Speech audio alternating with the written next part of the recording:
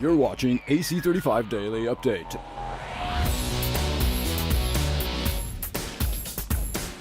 Who said match racing is over at the 35th America's Cup? Well, better think twice.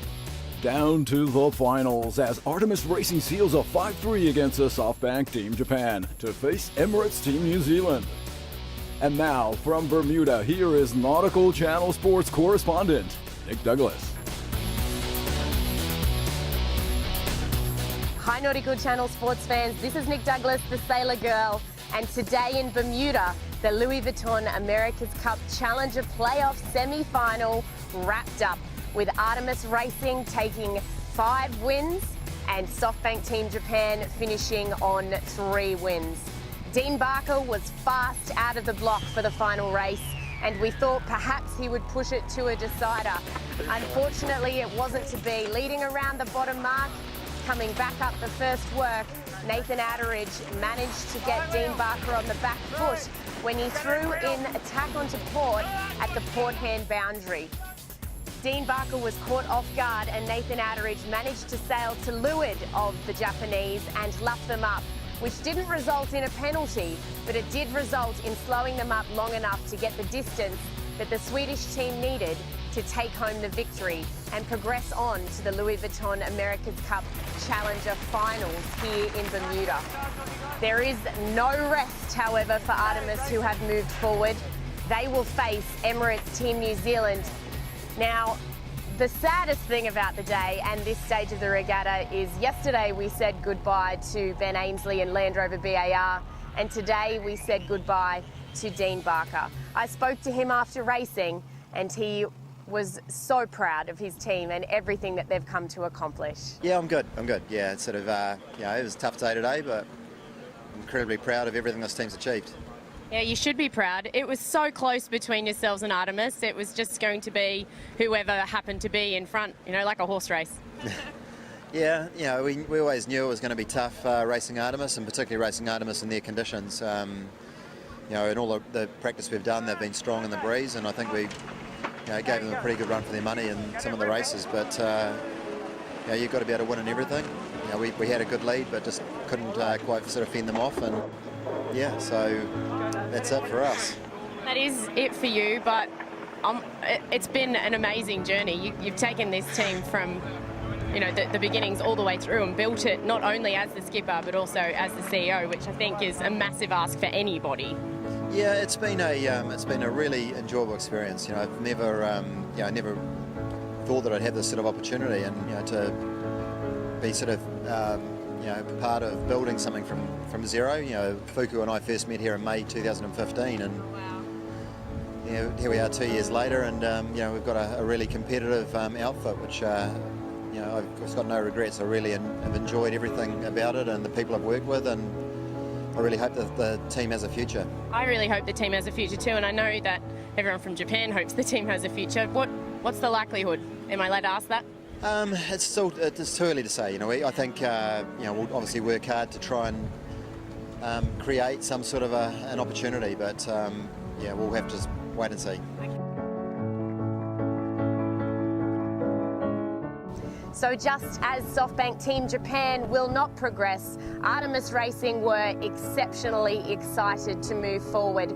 I was lucky enough to speak with Ian Percy, the tactician from onboard Artemis Racing, about how he thinks their team has developed and why they are now able to put the boat in situations that really mimic old school match racing. Yeah, it was a good day today. All starts again tomorrow is the thing with match racing. Yeah. The wins get wiped out as fast as the losses. But that's good. We're really looking forward to tomorrow. Feel pretty ready for that. It's going to be 3 hard races, and I think it's going to be another great battle. Yeah, well, looking at the qualifying series all the way through to the semi, you guys have had some big ups and some big downs as well. Yeah, we made the wrong board selection a few times during the qualifying series, which really puts you on the back foot, like being on the wrong tyres in car racing, and so we took some losses that really we shouldn't have had in the qualifying, and then a few judge incidents here and there. But But you know, it's really going forward. It's about your speed and about your ability to execute manoeuvres and tactical decisions. And I think we're pretty strong in all those departments as a New Zealand. So I think it's going to be a good fight.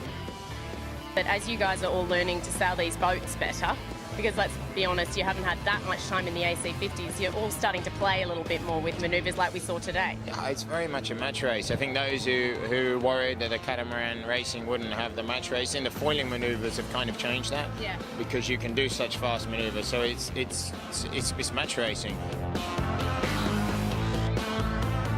And last but not least, I spoke to Nathan Outeridge, who definitely has a smile on his face given the recovery that his team have managed to make from not only the qualifiers but leading into the semi-final and tomorrow for the final series of the Challenger playoffs here in Bermuda. If you have confidence in the boat, what it's capable of, then you can throw it into tactical situations like we saw today and yesterday as well.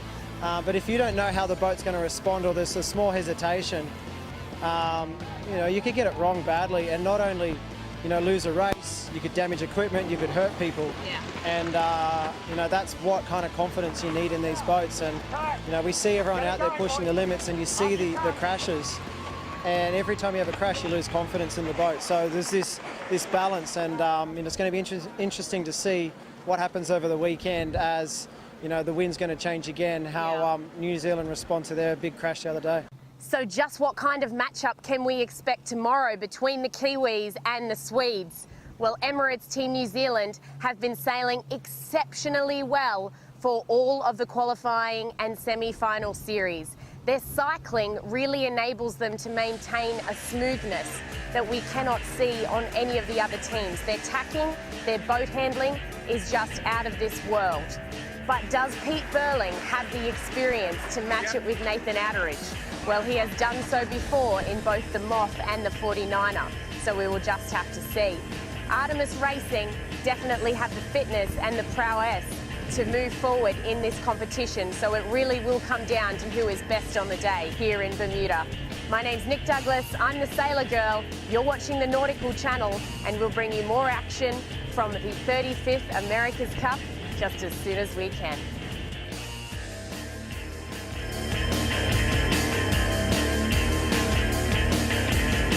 Stay tuned for the next edition of AC35 Daily Update with all the action and the analysis from day one at the Louis Vuitton Challengers Final with Sailor Girl and adventurer Nick Douglas in Bermuda at the 35th America's Cup. NC Sports, plunge into the action.